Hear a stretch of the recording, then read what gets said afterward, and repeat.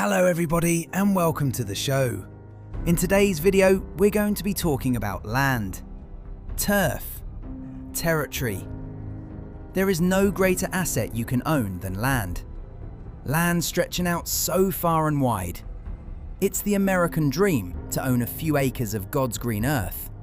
Put down a trailer home or pitch your tent and start living that rugged pioneer lifestyle, developing the land, harvesting its crops, and raising a fat herd of two-headed Brahim. And in the Commonwealth, you are engaged in a never-ending battle for land supremacy. It must be taken by persuasion, or, more commonly, by force. Because you see, contrary to what you might have heard, land can never be stolen. It's not a thing you can just steal from somebody and run off with like a car or a horse. Or someone's wife. No, land simply cannot be stolen like that. Land can only be defended or surrendered. If you own land, you must defend it.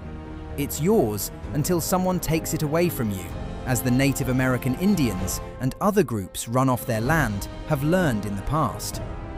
That's just how it works, folks. So, whenever you hear anyone complain, sobbing, "They stole my land, boo-hoo!" Bullshit. That's loser talk. Nobody stole their land. They failed to defend it. Plain and simple. That's also how it works in nature, where the fight for resources and territory is a never-ending challenge. Land is the basis for almost all conflict in the animal world, in the human world as well. Let's not forget it. And in the lawless wastelands of the Commonwealth in 2277, there are no laws, no government to protect your land. You either successfully defend it, or you surrender, give up, run away. Yeah? Can I help you? Are you the one in charge around here? About as much as anyone, sure. Now, you want to tell me what it is you want? I'm here for your land. You should leave while you can still walk. What, that's all you got? Threats? How about you buzz off? You stay here another minute, and trust me, you're gonna regret it. Christ! No need to do anything rash, all right? Land's yours. You see, I didn't steal this woman's land. I didn't shoot her in the head to take it either, although I wanted to. No, she surrendered it. She chose her life over her land, and that's entirely on her. She didn't even put up a fight. Where's she going now? Who cares? That's her problem. Me? I'm going back to develop that land I just stole. Oops. I mean, took from these poor people. And it will remain mine until someone tries to take it from me. Operators on top.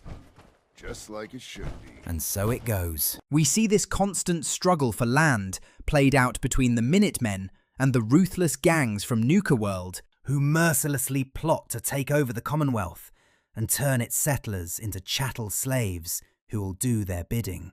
And you, as the player, must decide how you're going to divvy up all the land in what's left of the world. And our boy Shank here is as ruthless as they come. It would appear Shank has seen a few John Wayne movies himself.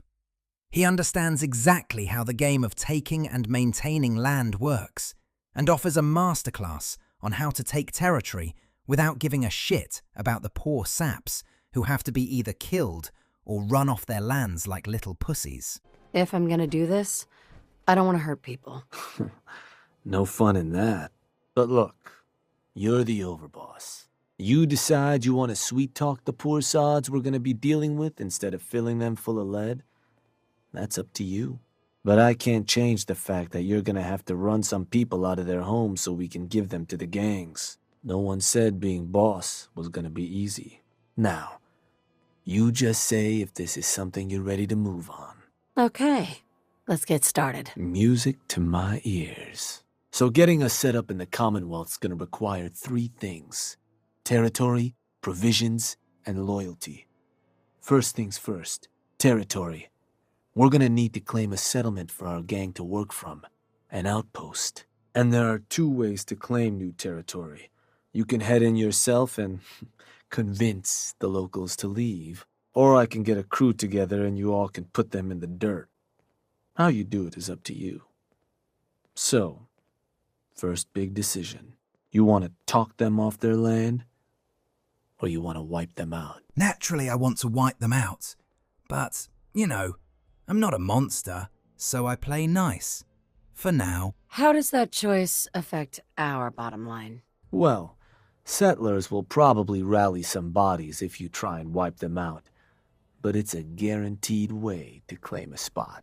If you try to scare them off their land, there's a chance they might just tell you to take a hike. At that point, you might be able to buy them off. But it could end up getting expensive if you don't work them over a bit first. Beyond just that, there are some places out there overrun with trouble.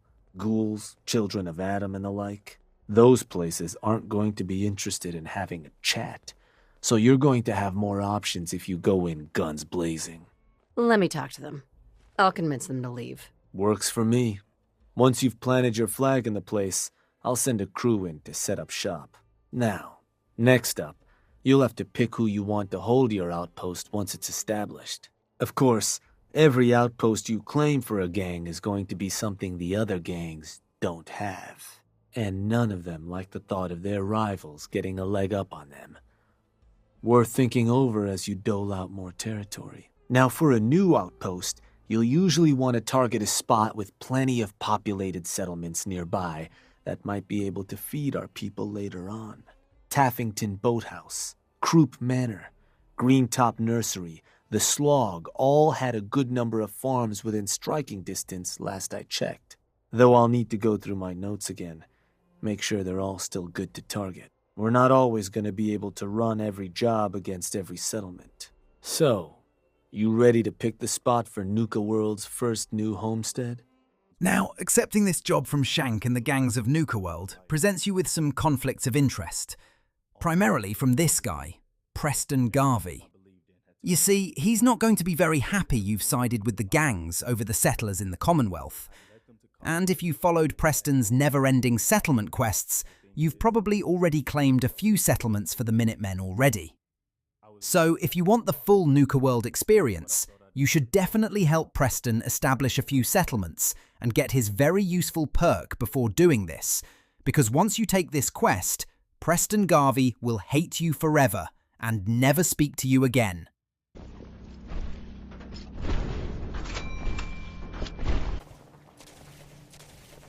I'm done trying to get through to you. I trusted you once. Never again. You made your decision. Now live with it. Some things are unforgivable. He's just going to ghost you the rest of the game. But you know, that's not a huge loss anyway. Sorry, Preston. I'm just not that into you. Anywho, I take the dirty job and run off to force innocent but weak and spineless settlers to supply my Nuka World settlements with food and supplies. A few offered little to no resistance. You ever heard of Nuka World? The theme park with all the raiders? Sure. Why? I'm here to make you an offer. This place will supply me and my friends in Nuka World caps, food, whatever you got. In exchange, we won't bother you. Oh, I don't know. A lot of hard work goes into this place. Can't just give it to you. Listen, you're gonna start working for me now, all right? Just keep the supplies coming and we won't have any problems. Fine. If it'll get you off my back, now please, get the hell out of here. But I had to rough up this chick at Croup Manor to see things my way. I didn't want to resort to strong-arm tactics, but some folks just won't listen to reason. Hey, can I help you? You ever heard of Nuka World? The theme park with all the raiders? Sure. Why? I'm here to make you an offer. This place will supply me and my friends in Nuka World caps, food, whatever you got. In exchange, we won't bother you. It doesn't sound like a great offer. Think I'm gonna pass. You want to do this the hard way? Fine. Let's do this the hard way. Oh, you've got to be kidding. Oh no! In the end, she caved in like all weaklings do. because the strong do what they can and the weak suffer what they must. Fine. If it'll get you off my back, now please, get the hell out of here. After a few shakedowns and intimidations, Shank, whose name is prison slang for an improvised stabbing weapon or the act of stabbing someone, was ready to get down to brass knuckles with the settlers. Place is looking good, boss. Everything a gang of lowlifes could ask for. So, you ready for the final piece of the puzzle? And that is? Bodies. And not the kind the disciples like to leave sitting around. Because what you've made is a foothold. To solidify our place, our outfit's gonna need some real numbers. 2 more outposts carved from the Commonwealth ought to do the trick. Get all that together, and, well, we'll have a real base of power on our hands. With that kind of clout, we'll be able to start setting up dealers at our outposts, get to selling stuff like real damn towns. We keep expanding from there, we'll even be able to set up spots where the locals can come drop off tribute. But I'm getting ahead of myself. For now, you'll want to start by claiming another 2 outposts. You just let me know whenever you want to get rolling on those jobs. So, boss, what's the plan? And after intimidating cowardly settlers for their land, food and supplies, I was ready to start murdering folks off their land. I sold my soul to the devil the moment I started up with a man named after a knife used to stab people in jail with. I wanted blood and was ready to spill it all over God's good earth. A wasteland that is nevertheless land worth killing over. Start organizing a crew. We're gonna bury those settlers. Will do. Ruthless. So, these sorts of jobs are pretty straightforward. Move in, kill everything in sight. Show those settlers who's in charge. So I team up with the loathsome gangsters from the pack and get to work. I even slaughter some of my old compadres from the Minutemen. That's how far this landlust has seeped into my blood. I'm taking every inch of this contaminated world's soil. My only friend is my awesome Manuel carbine rifle, and Dogmeat and Cyberdog and my Sentinel bodyguard. Don't call it stealing the land, call it taking it by right of force. Don't like it? Stop me. I didn't give a shit about these pathetic settlers, or those crazy Minutemen, or Preston Garvey who I romanced just to sleep with him to get that lover's perk. I threw all friendships and alliances away the moment I started taking over land and exploiting its people and resources. Shooting good folks in the back is no longer a moral issue. Land. Land is the only thing worth having, holding, and passing on to the next generation, if they can hold it, like I have in this game. Taking land either by persuasion, deceit, by sword, or by the barrel of a gun is how the land game is actually played. This is not only how the West was won, it's how all of human civilization was won. Of course, we have contracts, deeds, titles, lawyers, the courts and government to protect land rights today. But what happens in the absence of law and order? What happens in Fallout 4 is what happens when all that shit breaks down. Which is why those doomsday preppers, you know, the ones with bunkers built onto their property and hoard all that food, guns and ammo. These guys know exactly how land rights are going to go down. And anyone who wants their land is going to have to fight them for it first. Keep it up, preppers. That day is coming like it came for the Commonwealth when the bombs fell. Thanks for watching if you made it this far. Check in soon for another Fallout 4 video on this here channel.